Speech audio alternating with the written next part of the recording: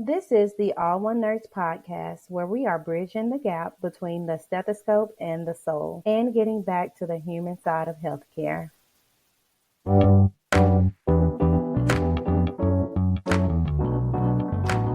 Powered by Riverside.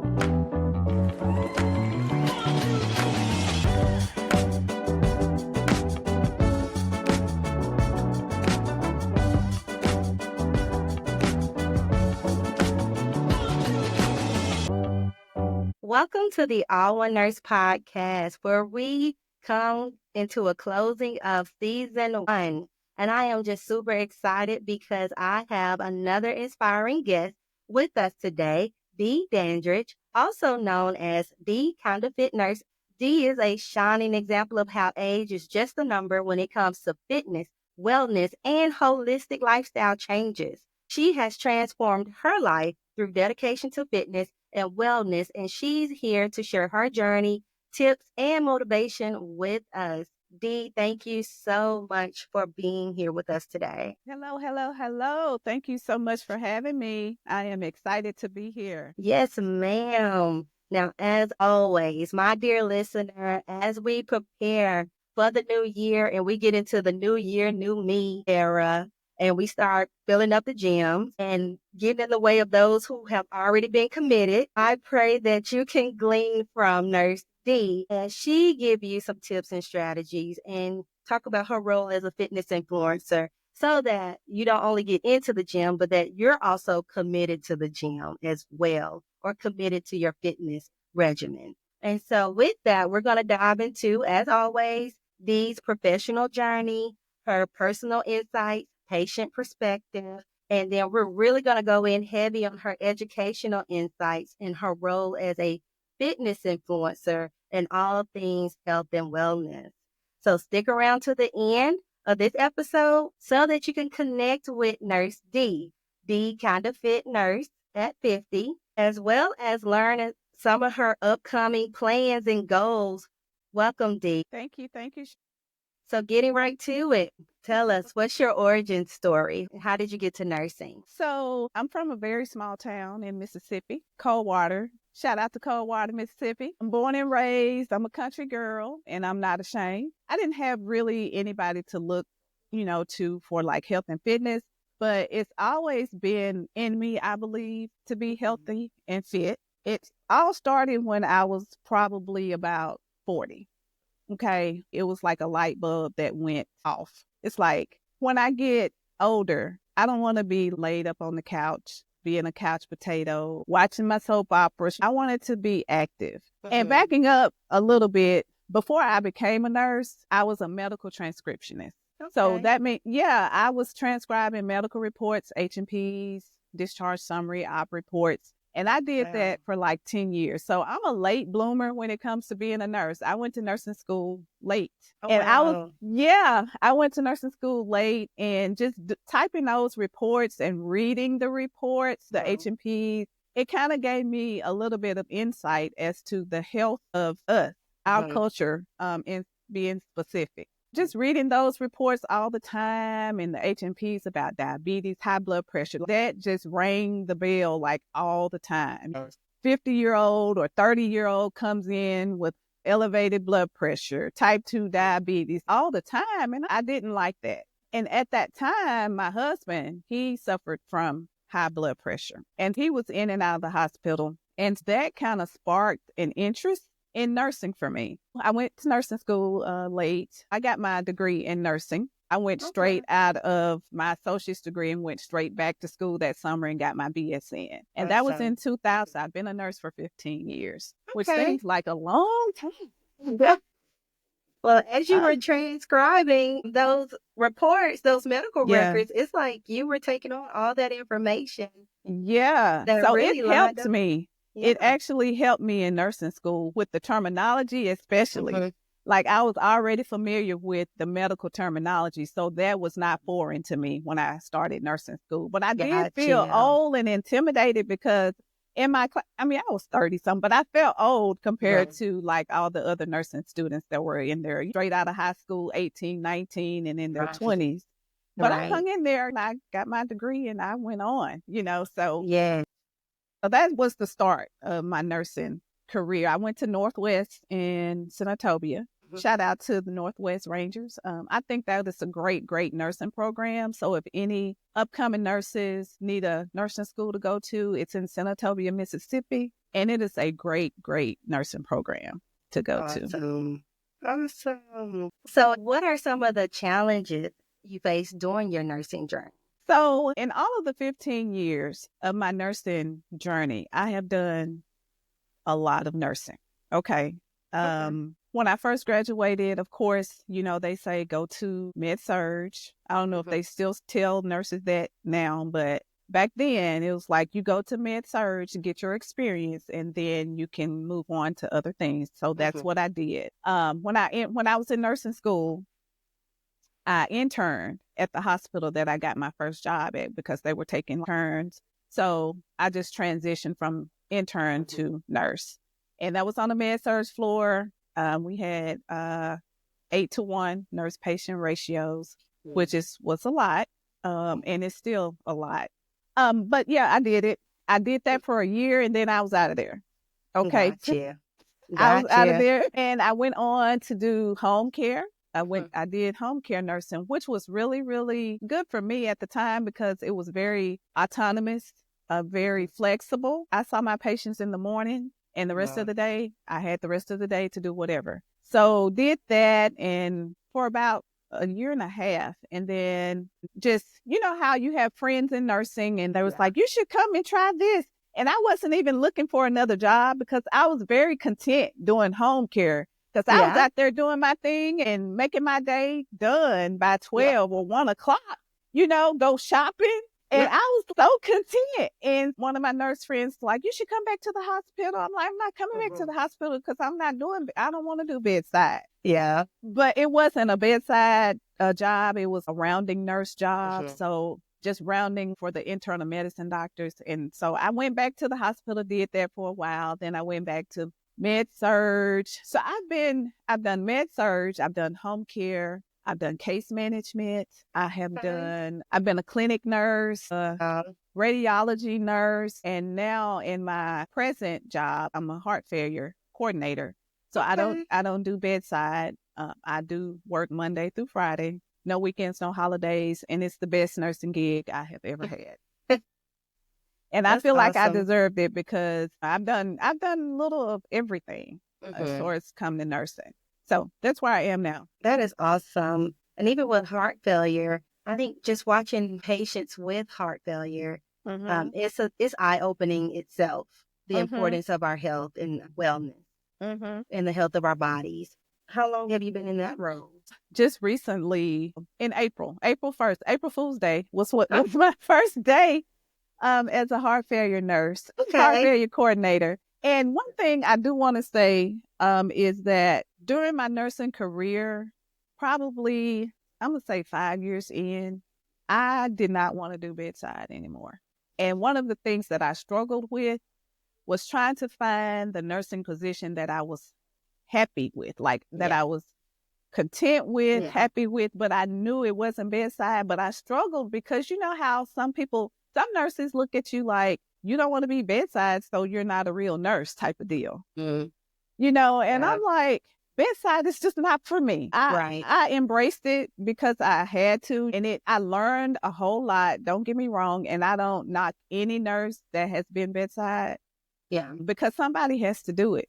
Right. But that somebody just was not me. And I did feel some type of way when I finally decided I didn't want to do bedside, but I got over it. But I did initially felt like I was going to be looked at. If you're a nurse and you don't want to take care of patients, but I still take care of patients just in a different capacity. Yes, that's good. I'm glad you brought that up, Dee, because that is so true. So true. And even in my role as a staff development specialist, I miss the bedside because I just love talking to patients. That's it. I love talking to patients. They tell me now you should come help out. And I'm like, girl, y'all can be like, no, Shenell, go back to where you came from. All help ain't good help sometimes. And so, but with that, you are so right. And I used to be a part of that. Like, bedside is the way to go, this, that, and other. But in nursing, in healthcare, there are so many other different roles.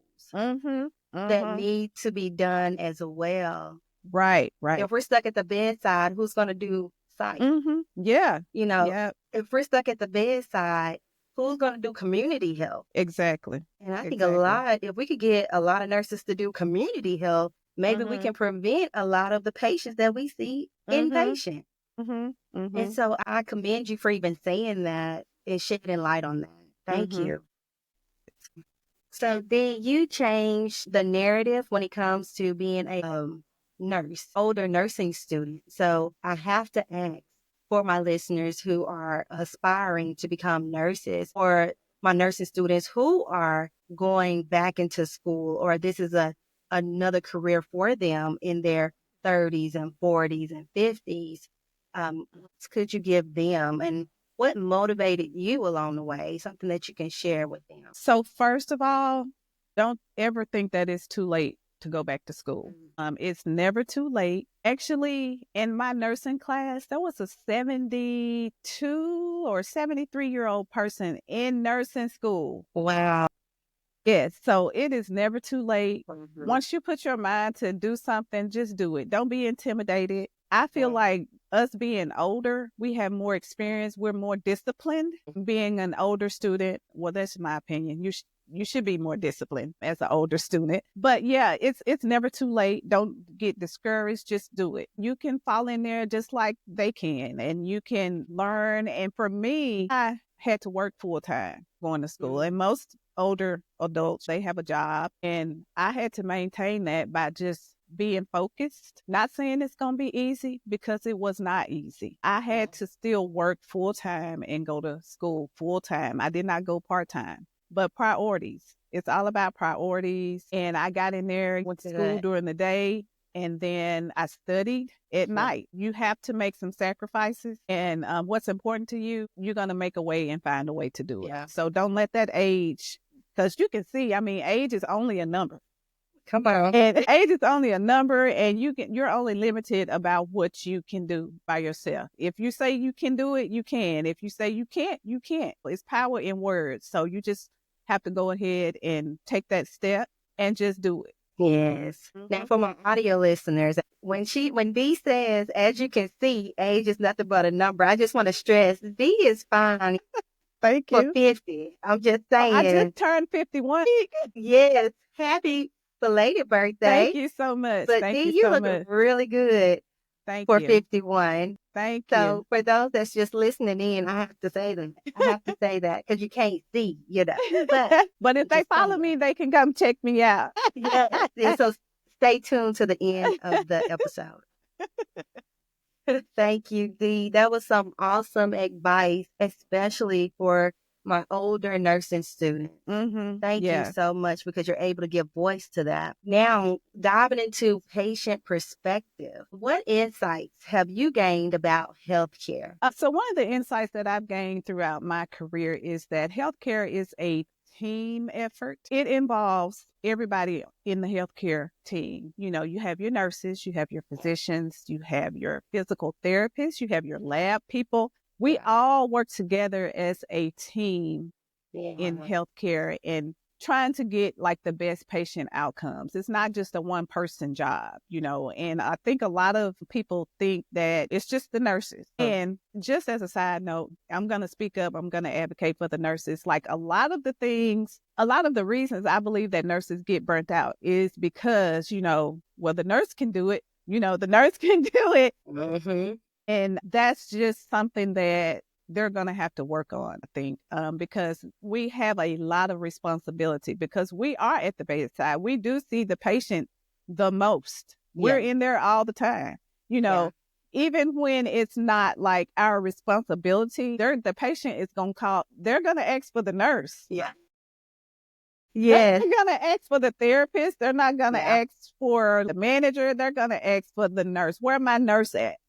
So I just want to be mindful and let everybody know that it is a team effort. It's not just the nurse's job to do everything. It is a team effort to help the patient have the best outcome. And that's one of the biggest insights. And also another one is that there are so many healthcare disparities with access to healthcare for people. In my field of being the heart failure navigator, one of my jobs is to help cut down the readmissions for patients that have heart failure, especially in the area that we live in, that I live in. There are a lot of patients, that have heart failure. And one of the key things is your diet and being active.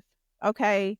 And that's a big thing for like readmissions in the hospital. So I have to make sure that I'm educating my patient, and I'm veering off a little bit, but I have to make sure that I'm educating my patients on their diet, making sure that they're moving, along with taking their medications, going to their doctor's appointments and that sort of thing. Yeah. But yeah, the disparities. Yes. With my heart failure patients, a lot of them are uninsured. Some of them don't have transportation either. Sure. They can't get their medicines. And so we have to work on that. Like, that's very insightful for me being a heart failure navigator, because I'm trying to cut down on the readmissions. And if that patient doesn't have access to get their meds, what's going to happen? They're going to come back to the hospital. Yeah, it's like a revolving door. Yeah. So I have to advocate, have to work with the case managers, social workers, that sort of thing, to make sure that they at least can get 30 days, because some of the heart failure medications, you can get like a 30-day free supply of it. So I have to make sure that they are aware of that and that they can get that before they leave. Now, after the 30 days, they still may come back, but at least that won't be like a 30-day readmit. Got you. That's awesome. And you make me think about even just bedside nursing, the importance of educating the patients. And I know, we want to say, well, don't nobody got time for that, right? Especially if you're talking about 8 patients to one nurse.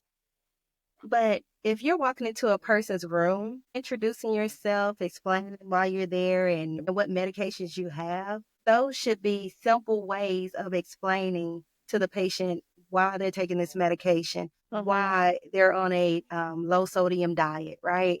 Why their fluid intake is important. And so I think it's not that we're doing any extra work. It's just being optimal in the work that we're already doing at the bedside. Yeah. And that made me remember when I was at the bedside, when I was educating my patients, I wanted to be a role model for me.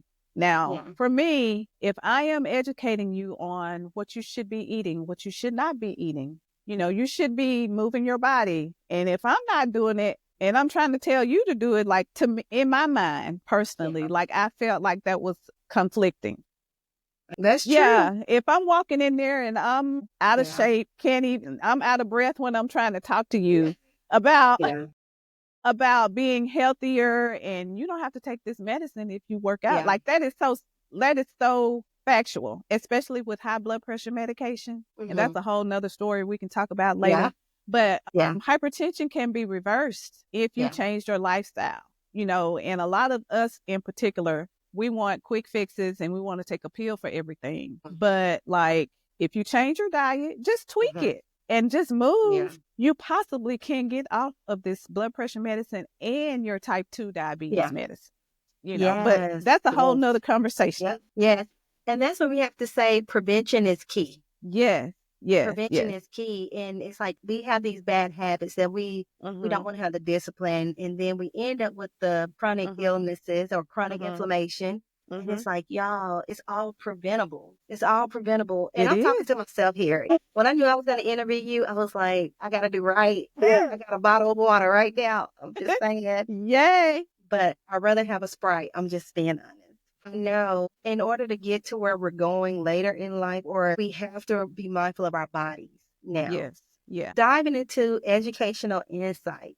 Tell us more about your role as a fitness influencer. Okay, so as I said earlier, when I turned 40, the light bulb went off that I was getting older. And I thought 40 was like I was getting old. I was like, girl, you're getting old now. So I started working out and just not being consistent. I would start out like everybody else. You start out and then you fall off the train, and then you get back on. And so that went on, for a few years. And then when I moved out of Coldwater and I moved to South Haven, there was this gym that was opening. And I went to the gym. I was like, I'm finna start. I think it was like first of the year, new year, new me. The gym was opening. I'm like, I'm going to get me a trainer.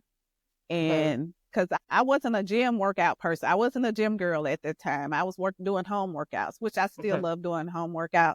But I got my trainer and started just posting my content, being in the gym for the first time and working out.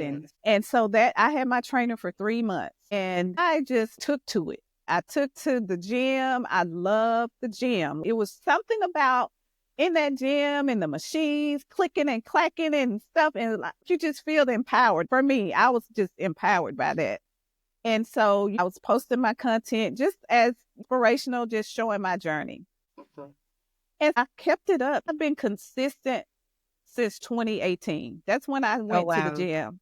In 2018, when I got my trainer in the gym. And ever since then, it's been on.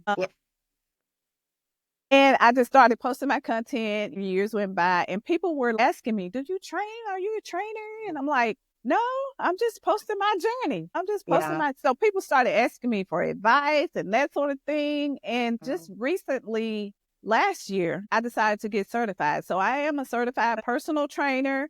I'm a certified nutritionist and I'm a certified fitness coach. So I am certified in all of those areas. And I started training people. I started coaching people. And it just went from there. Right now, I just don't have the time to do it. I'm not taking clients. But I still provide education for free all on my social media. And people still ask me to train, but I'm like, I'm not taking clients, but feel free to follow me because I still give plenty of free tips, advice, and everything. So that's really how my fitness influencer career or whatever you want to call it started. Just me posting my journey and people started following me and it just said what it was. Gotcha. So with that, how do you balance your demanding nursing career with your fitness routine? So it's very fluid because I do work, as I said, I work Monday through Friday. And I'm a morning workout person at heart. Okay. Gotcha. And I love working out in the mornings, getting my workout over with, adrenaline's pumping, I'm starting my day. That's ideal for me, but it doesn't always work out like that. So I have to adjust. Even though I know my set schedule is Monday through Friday, I get off at different times and I work different times. So depending on the day, just say for instance, tomorrow's Monday, I plan. Let me say that for first and foremost, you have to, if you're going to be on a fitness journey and you work full time, you're going to have to plan. You have to plan. Okay. You have to plan. I can't stress that enough.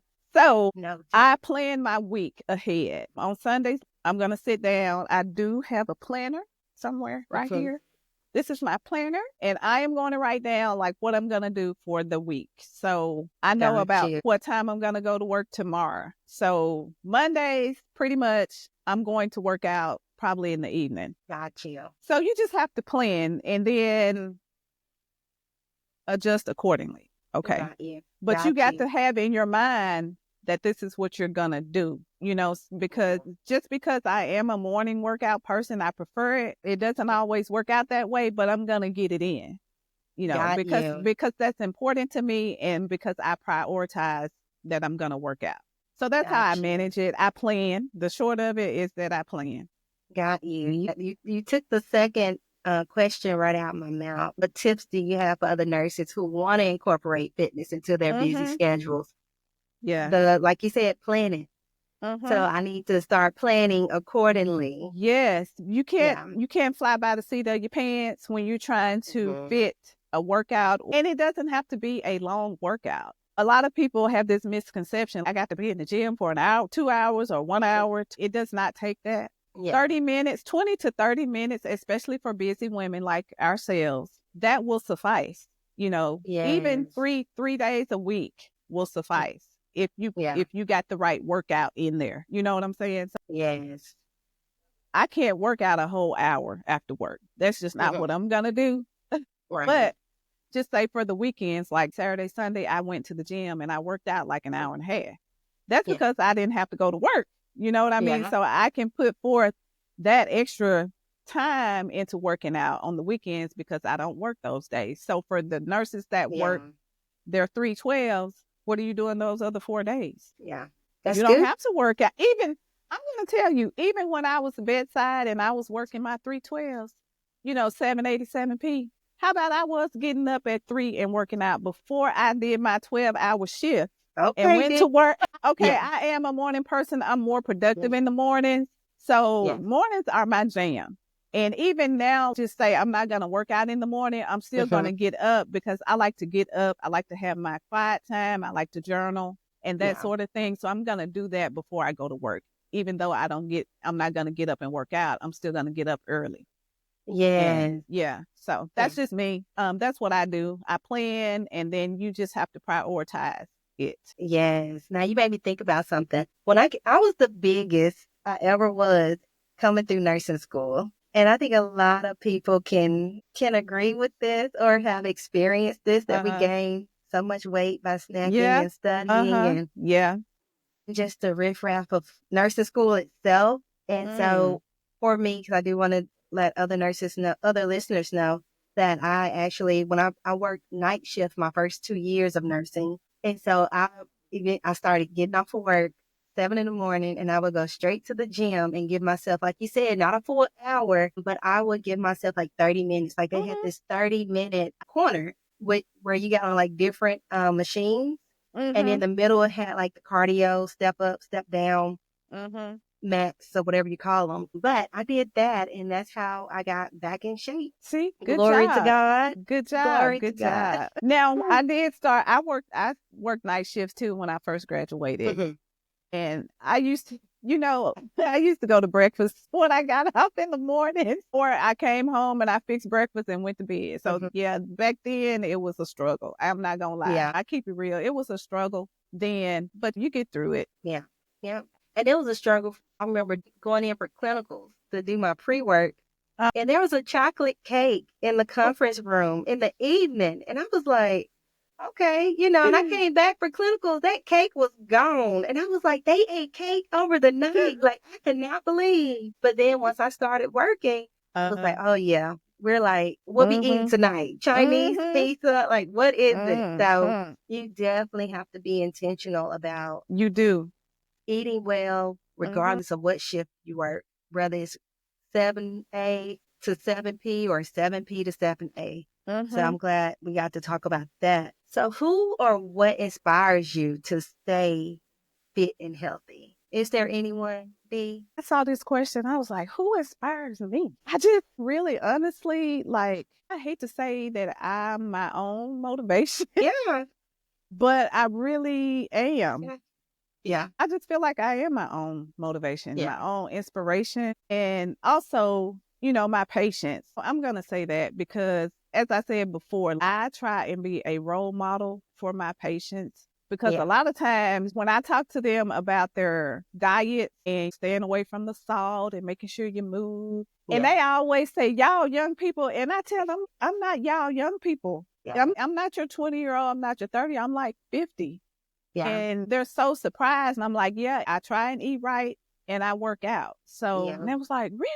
So Tim, so I go into all of that because I feel like God put me in this particular position because health and fitness is what I do. And being a heart failure navigator, I teach the same stuff. It's the same thing. So I was like, that's why I'm so content with this particular career because it's all in line with what I do anyway. It's aligned, so that's why I'm fortunate because these types of positions I feel like only God put me in this because it totally aligns with what I'm doing. Yes. Anyway.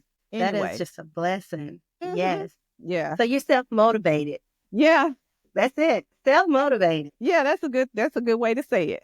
Yes. Now with that, how do you stay motivated on days that you feel less energetic? Being an influencer, you have people watching you. Okay. Yeah. And when somebody I get DMs quite often saying, like if I don't post and they be like, are you going to post today? Or did you work out today? Like your videos are so inspirational.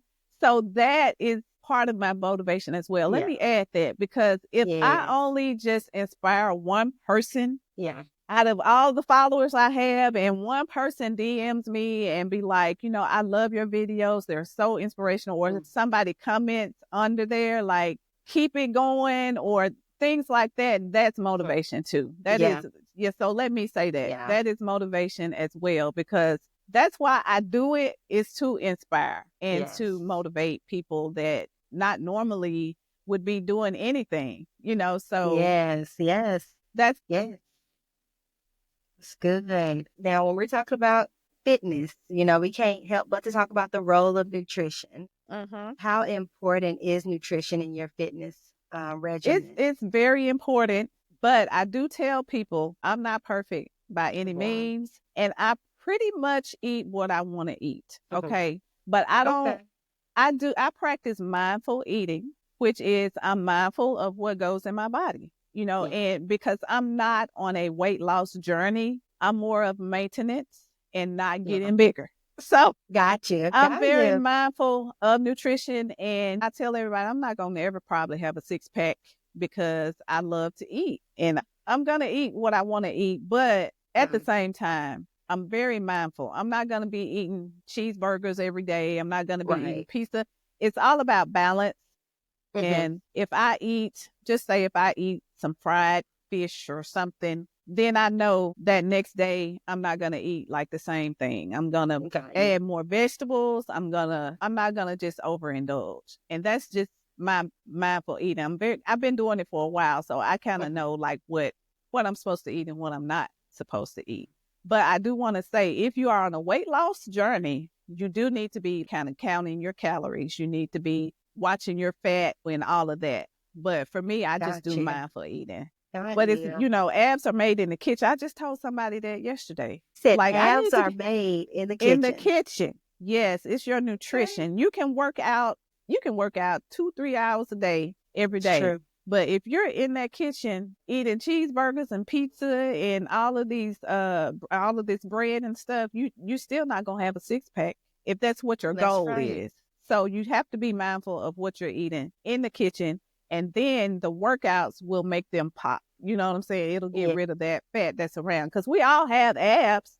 They just Hmm. hitting up under that fat. They know You're we right. all have the six pack up under there. It's Yeah. getting rid of the covering, Yes. Yes. and that And with part is in the kitchen. yes, and I remember a trainer telling me that about nutrition, how important it was. And he was saying he had a client who was in the gym, like you said, for hours, like in the Uh-huh. gym putting in work. But then when they left, they would go by a restaurant and get a salad, like a grilled chicken salad, Uh-huh. um, with all the dressings. And they're thinking, Mhm. I'm eating healthy, but yet this particular place, this salad is Uh-huh. not really Right. a Right. healthy version of a salad. Yes. And it was Yes. loaded with calories just from the Mhm. dressing itself. Mhm. And Yeah. so it was mind blowing to know that somebody was wasting all that time in the gym and Mhm. packing on just as many calories they were burning. Yeah. The calories you just burned, you just got them back from eating all this Yeah. loaded salad. And people Yeah. post salads all the time, like, "Oh, I'm eating healthy today," but you Yeah. can't even see the greens of the Yeah. salad for all the stuff on the top.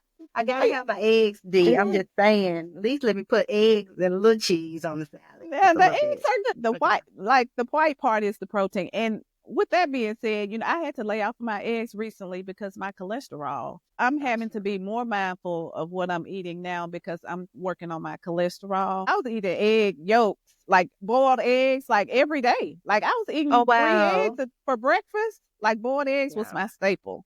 And so I still can eat them, but not so much the yolk. But I love egg. Gotcha. I love eggs. They're a great source of protein, but you Hmm. still have to be mindful of, if you have cholesterol issues, just take the yolk out or eat egg whites, because that's where the protein is, in the white part. And egg whites. Yeah. Yeah. Yes. Speaking of nutrition, you have such a targeted audience on your Hmm. platform that you target women 50 years and up or around that age. But I think that we all can glean from you because I feel like I'm a younger version of yourself, right? Yeah. And so just I have an opportunity to start now and not Hmm. wait till I'm 50 to say, hey, I want to get on this health kick. be healthy today. Just like we talk about Right. New Year, New Me. I watched one of your YouTube videos about, hey, let's start today. Let's not wait till Yeah. January the 1st. Let's Mm-hmm. actually start now Yeah. for being healthy. And so Mm-hmm. with that, I always like to mention some information in regards to kind of the topic that we're talking about as far as like fitness with you and your target audience of 50-year-olds and up or around the 50-year Mm-hmm. range. That's okay. Here I have some key topics about nutrition, fitness, and wellness. With nutrition, I have that for fiber intake, women over 50 should aim for 21 grams of fiber per day. However, only about 5% of women consume their daily fiber, which can reduce their risk of developing type 2 diabetes by 20 to 30%. So that shows how important fiber is in the woman's Mm-hmm. diet. Central nutrients are important for women over 50. They're central nutrients like vitamin D, Mm-hmm. calcium, vitamin B12, and omega-3 fatty acids and magnesium that women should take in. And then for fitness, I have that approximately 28% of U.S. adults aged 50 and older are physically inactive. So inactivity is 30% higher among those with chronic diseases. That just kind of goes back to how preventative, Prevention. Yes. yeah, Prevention. how physical activity can actually prevent that. And then for exercise, it says that regular physical activity helps manage chronic health conditions. It reduces the risk of premature death and supports positive mental health. Oh, yeah. Oh, yeah. Yes. And that was Yeah. one of my questions for you. How does mental health, how does Yeah. physical activity affect your mental health? Yeah. So I tell everybody that asks me that question. Like for me, working out is a stress reliever. When I'm having a rough day or something's going on, like I get in that workout mode and you just sweat it all out. You take it out on the gym, you take it Yeah, out on your workout. And it gotcha. every time I leave there, it's like I never regret working out and I zone out.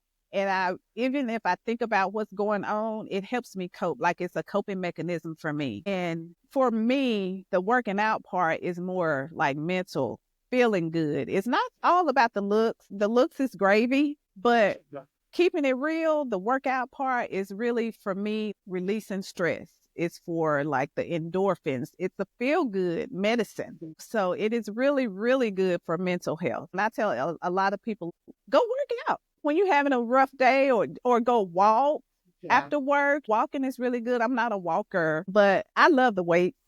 yeah, But for people that like to walk, if it's safe in your neighborhood, go walk around the neighborhood. Get that fresh air. And that's just, me. yeah. But I think I want to walk because I'm getting this weighted vest Yeah, and I want to just walk in it just to see how it makes me feel and just to kind of step up my fitness game for a bit. Because January I'm not doing a new year, new me, but I'm adding some stuff because I do want to kind of lean out for the summer. That's when I start my lean out and I'm just going left field. But yeah.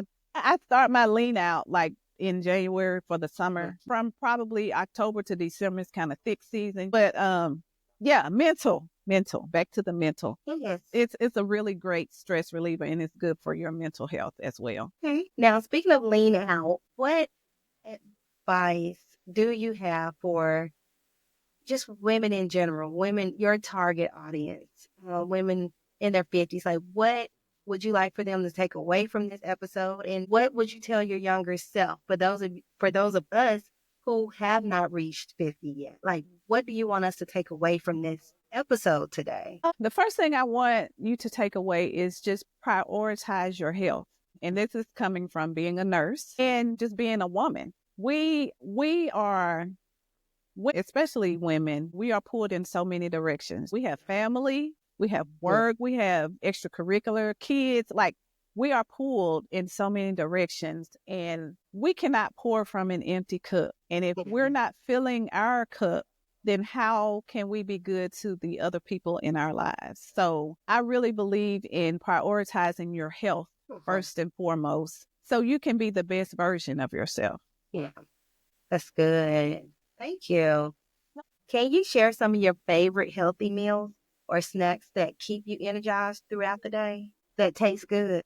Oh, first of all, I love to eat. I don't know if I said that before, but I'm gonna Yeah. eat. But I do eat pretty healthy. So Mhm. my go-to, especially like meal prep for the most part, I do. And my breakfast meal prep, it can also be if you have a sweet tooth. So yogurt, Greek yogurt and berries, strawberries, blueberries, blackberries. And then I put granola on top of that. So you can do that. And it's full of protein. It's very healthy, but it's very good.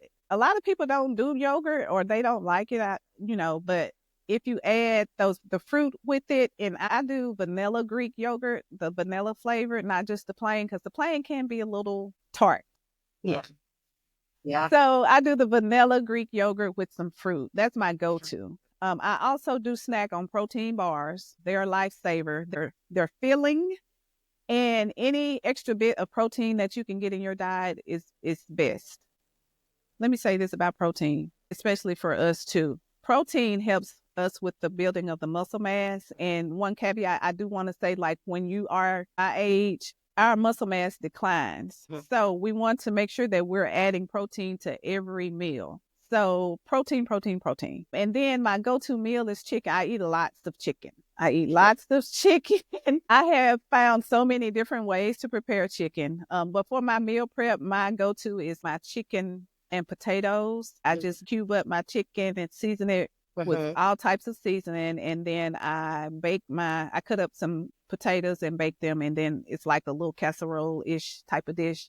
And I put some cheese on top of it with some peppers. And then I may do a salad with that. So and it's really good. Yeah. So those are my go-tos, my nuts, like almonds, walnuts, oatmeal is really good, quick for breakfast.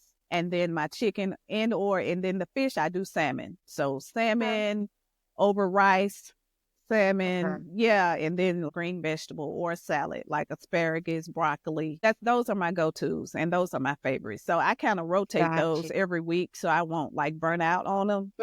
And I rotate those dishes.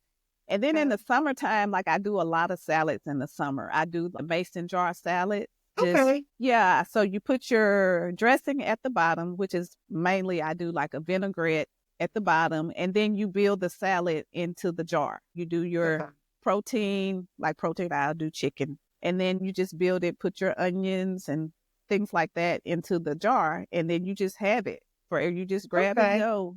Something quick, because I love quick things because we're busy, right? So we need some quick nutritious things to just grab and go. So those are my grab and goes. Now with the mason jar, you said put the dressing at the bottom. Make sure you always put the dressing at the bottom. Do you like the overnight oats? Yes, I've done the overnight oats. I do mostly the overnight oats during the wintertime. Okay. Yeah, but that's just my preference. People do them all throughout the year, but they're very nutritious, very filling for breakfast. And there are a lot of easy recipes you can do for overnight oats. You put the overnight oats in there. I do almond milk, the overnight oats, and then I add my chia seeds. And then depending on what I have at home, I may put some peaches in there just for sweetness and some walnuts. Or it just depends. Like there's a variety of recipes for the overnight oats. But yeah, I do that. You get a little bougie with the peaches and the nuts. You're going to have some cobbler. Now, because I sprinkle a little cinnamon on there too. So yeah. Oh, no, that sounds good. It is good. It is good. And sometimes I eat it cold. Sometimes I warm it up in the microwave when I get to work. It just depends on how I'm feeling. But it's like I said, it's quick, easy, grab and go. Got you. Now, when it comes to all the essential nutrients that I mentioned, the vitamin D, the magnesium, the calcium, especially with women like premenopausal or postmenopausal women, what do you recommend for women to take in? So you're correct. The calcium, the magnesium, and the vitamin D are the most important for women of my age group. Making sure you're getting enough, because a lot of times women, melanated women, they're low in vitamin D, surprisingly. So make sure that you're adding that, or you get out in the sun. It's a lot. What I like to do is just go out there and let it activate my vitamin D. I'll take it. Yes, I love the sunshine. But yeah, the calcium, magnesium, vitamin D. Yeah, that's it. And then again, protein, making sure you're getting the protein in your diet for your muscle mass. So do you recommend supplements for those or just or mainly your nutrition? Well, it's best to get it through your food. Okay. But I take lots of supplements, but it's best to get it through your food.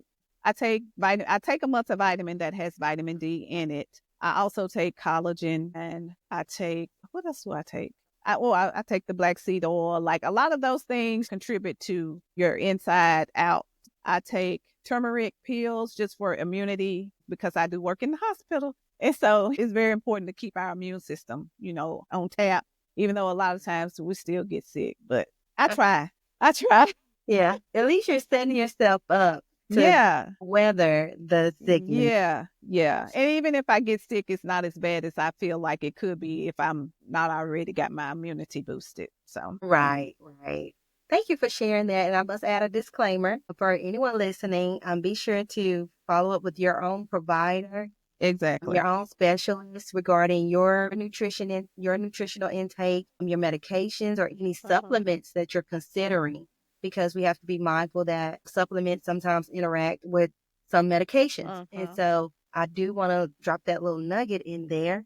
Yeah. And also, too, not to cut you off, but also, too, before you start, if you have never worked out before, you should also consult with your physician before you start any type of workout regimen, because you want to be cleared by your doctor. Yes, that's good. That's good. And one thing you said earlier was not really start slow, but don't try to go hard. Don't try to go in for a whole hour. I think, and a lot of times when people start that, they quickly throw in the towel because now they're hurting and it's just too hard. No, we should started with a 30-minute brisk walk, or maybe a 10 or 15-minute walk. So I'm saying I got a strong 5 minutes for you. Yeah, and that's something that counts. Yeah. Okay, that counts as well. Yeah, I'm glad you brought that up, because especially, when January comes and the gym gets full, people in there be killing themselves in the gym. And that's why come February, you don't see them again, because they have killed themselves starting out. Always start slow. Start slow and then work your way up. And one thing I do want to say, so if you're a beginner, start with 3 days. Don't be trying to go in there for 5 days and work out for an hour. Start 3 days a week, 20 to 30 minutes. And if you are consistent with that for 21 days, that's what I say, for 3 weeks, then you move on to something else. But I like that. Consistency, that is so important. Consistency over intensity. Okay. Be consistent. Like that. If you can be consistent for 3 weeks, then you're on to something. Okay. So don't go in there trying to work out 5 days for an hour. Just start small, 3 days a week, and be consistent with that. Consistency over intensity. Yes. I love it. Thank you. Is there anything else that you would like to add to this conversation, Dee, before we close out? See if I had something. No, I think I covered everything. Okay. Yeah. Okay. Just taking care of yourself. Like I said, I can harp on that for a minute. Just making yourself a priority, because we as women fail to do that a lot. And we have to make ourselves a priority so we can just be the best version of ourselves, and prioritize rest as well. And I think I just did a YouTube on rest and recovery, but we need to make sure that we are resting, because of, we are so busy, and people glorify being so busy and hustling and doing all of this, but we have to prioritize being restful as well. If you meditate, take your time to have your little devotion in the morning and just set yourself up for a great day.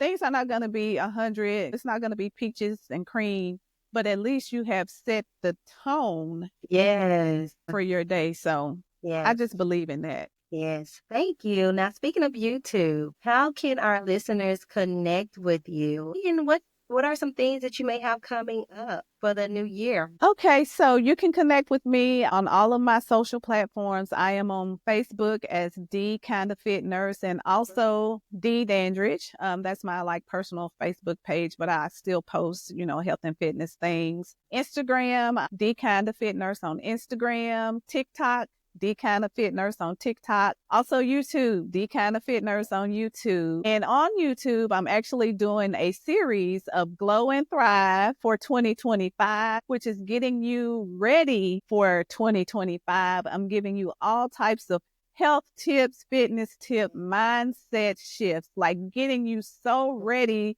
to glow and thrive for 2025 so you can be the best version of yourself in 2025. So yeah, Yes. check me out there. Yes. Thank you so much. That's good. And I love how you said getting ready. Get ready Yeah, start now. now. Start Start now. now. Start right now. Because you may not be here tomorrow. You might not Yeah. make it to 2025. I mean, Right. I hope you do. Yeah. And I hope we all do. But, start right Yeah. now. At least you'll Yeah. be ready. At least you'll be ready. Don't be waiting around. What we going to wait for? We are here right now. Yeah. Okay? We're here now. So start now. Don't be waiting. Because you keep on waiting, that day may never come. You ain't going to never be ready. Start when you be Yeah. ready. Okay? Yeah. Girl? Yeah. So you about to come down our road again. No, thank you so much, Dee, for just getting on here and sharing your wealth of knowledge, just your experience.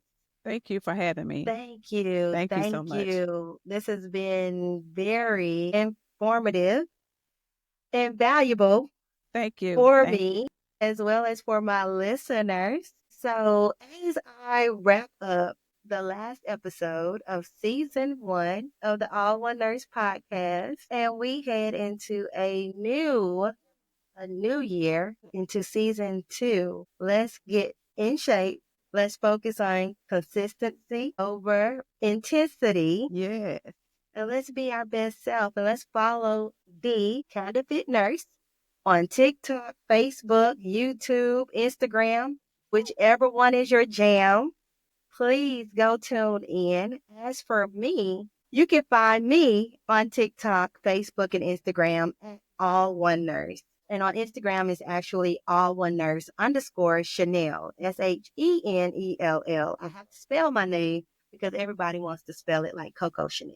And coming up for season 2 of the All One Nurse podcast, I have 2 upcoming guests. Leah Hambrick, who is going to be talking about sexual assault and domestic violence, because January is Human Trafficking Awareness Month, as well as stalking awareness. And then we'll have Tiffany Cannon Davis, who goes into her journey as a nurse who actually wears an LVAD, a left ventricular assistive device, because she went into heart failure while in labor with her beautiful daughter. And it is such a compelling interview to listen to as well. We have so much to dive into, but thank you so much for just sticking with me on this journey of All One Nurse. Thank you, Dee, for being here and sharing your knowledge and sharing your expertise and your journey as a nurse, as a fitness influencer, and knowing that we should be focused on our health and wellness. Thank you, thank you, thank you, thank you. As well as all my other guest speakers who have been on this platform. I just want to say thank you all as we close this season 1. Yes, thank you, of the All One Nurse podcast. Thank you so much. And Dee, thank you again for being here. Thank you so much. Bye.